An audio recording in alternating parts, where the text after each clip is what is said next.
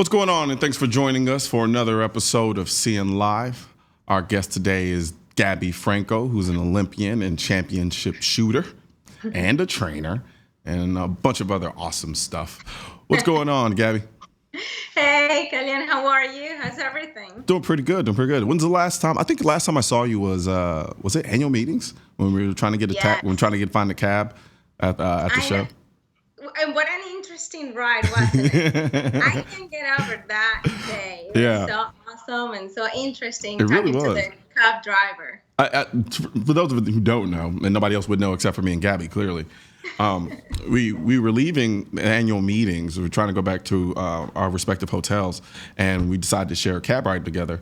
And the cab driver he was just, I don't remember, he was just talking kind of randomly, general kind of small talk you usually have when you have a cabbie or in an Uber or something. And then we started getting on the subject of guns. Do you remember where he was from? I remember he was from Africa. I don't remember which country. I think it was exactly. Either Sudan or Ethiopia. I can't remember exactly. I don't remember, but it was interesting how he was like, no, I don't think guns are good. And then we switched the whole conversation to the point he said, you know what? You're right. I wish we had the rights that we have here in the United States. Yeah, it was interesting because he was kind of going on and on and on about, like you said, he's like, I don't think everybody should have guns like that. I think it's crazy and stuff like that. And then we asked him, where are you from? And he was like, well, my government is oppressive and and nobody has rights where we're from. And I'm like, well, don't you think you probably want to have, a right to carry a firearm? And then you and I kind of started going at him a little bit. And sure enough, he kind of saw our way. I didn't expect it to go that way, to be honest.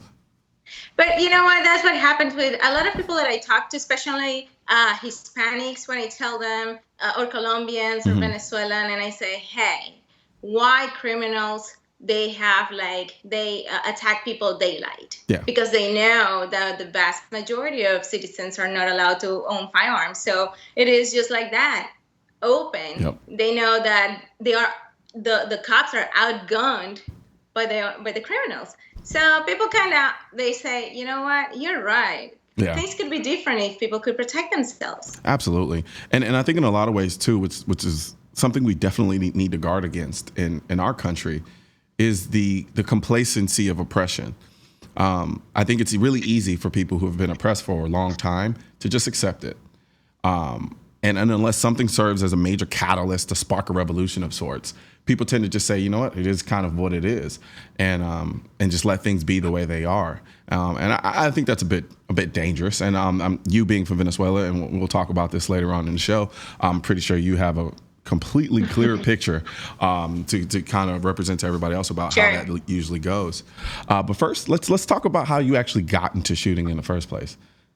Well, I've been shooting for, 20 plus years, probably about 24 years.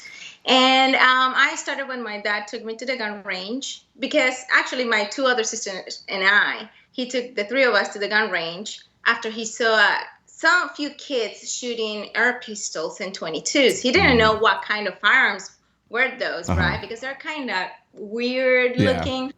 And they told him that they had a junior shooting team. And he said, you know what? I have 3 girls at home.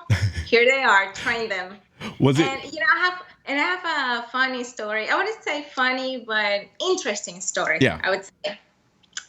By that time, probably 5 years after shooting in Olympic shooting, my sisters and we have our own firearms, okay? Pay attention, I was like 15 years old. My older sister was 19 and my youngest sister was 13. And in Venezuela, the houses are kind of different. It's concrete, the roof are flat and such. Yeah. So there was a neighbor who told us there was a criminal jumping from houses to houses to go into the backyards. So in my house, we have, I know it's kind of a little bit difficult to understand that, but it happens. So there was a big patio that separates a small patio in my house, and it's separated by a big door. So the 3 of us were alone. So what we did, we grabbed the BB gun, the air pistol, and we load them, and we start shooting at that big door to create a big boom. Okay. And I remember my older sister, who was 19 at the time, She had a 22, and we were ready. Yeah. Like we said, okay, we're not gonna go. Nobody's gonna come here and think they're gonna do whatever they want, So that's something that even though shooting in Olympic shooting, we were always taught to, especially by my dad and shooters, cops, and military. They were friends at the gun range. That at the end of the day, you have to, know how to protect yourself. Now, did your father? Did he largely want you to get into shooting for self-defense, or was it kind of he wanted to give you guys some type of recreation? No, it was all just sport. Okay, It was just like a kid goes and plays tennis. We had guns to shoot our Olympic shooting. Really? Okay. Kind of different. All right. And so, so did both of did your other two sisters, did they take it up as far as you did, or or were you the only one that kind of took it to where you're taking it now? No, they didn't. I was the one who, I don't know, I lived through it. I mean, while my friends would say, let's go party, I would be, no, I need to train because I'm going to go to Germany and compete in a world championship or something like that. And my sisters, the shooting is a sport, it's a perishable sport. I used to train 6 days a week for 4 or 5 hours every day. And it was very demanding. Yeah. So they did for a long time. They were very good shooters, and they just didn't keep up with this strong and busy schedule. Gotcha. Now, was it the fact? Did you fall in love with just the shooting, or because I know you mentioned you wanted to be able to travel and go to these different places when you're doing these competitions. When did you get to the point where you say, I literally just love shooting. I love firearms. I love shooting. Outside of just the mere fact of competition and being able to travel and do all these other things associated with it?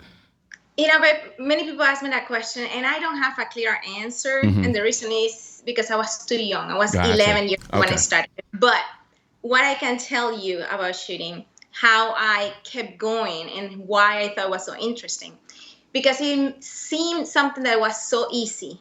And yet, every time I was in the firing line trying to shoot, it was so difficult to make the bullseye. It was that motivation to say, okay, tomorrow I'm going to do it better. And tomorrow I'm going to do it better. So I think I fell more in love of the sport as it is, the technique, the difficulty, and the challenge of trying to get better and better and better. Awesome. So let's talk about some of the accomplishments that you've had in shooting, because it's not like you just did competition shooting and you weren't any good. Like, you were actually pretty damn good.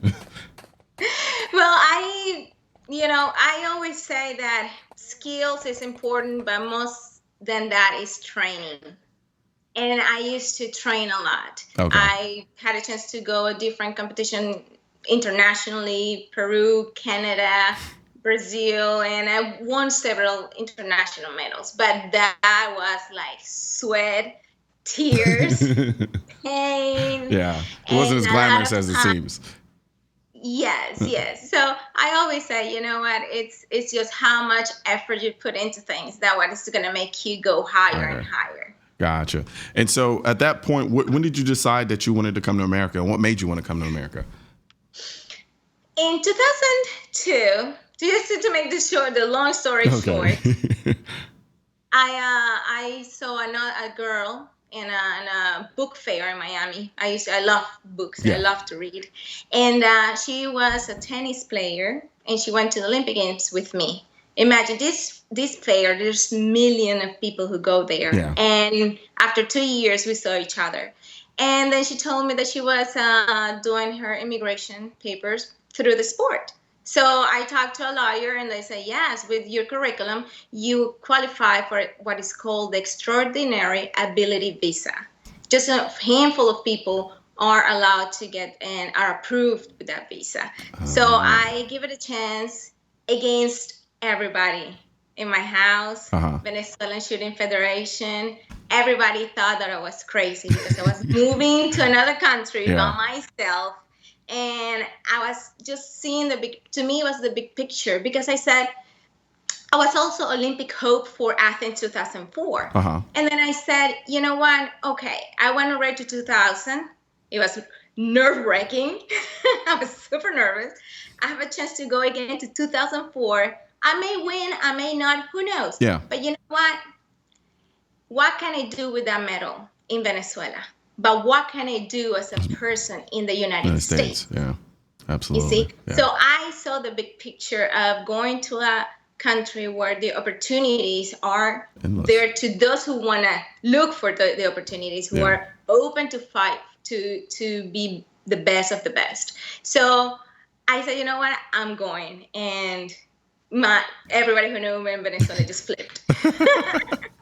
Okay. And I'm like that. I'm very adventurous and very outgoing. And, it has not been an easy road. That's why there has not been an easy road. People think, oh, Gabby Franco, Top Shot. Yeah. Well, you don't know what happened years before that to get to this point now. Exactly. Absolutely. But I think that's the beauty of it. Absolutely. You think of it, and that's what I love of being American. That you can be down, you can be, oh my God, because I was there. Down. There was nothing down there, and I just said, you know what?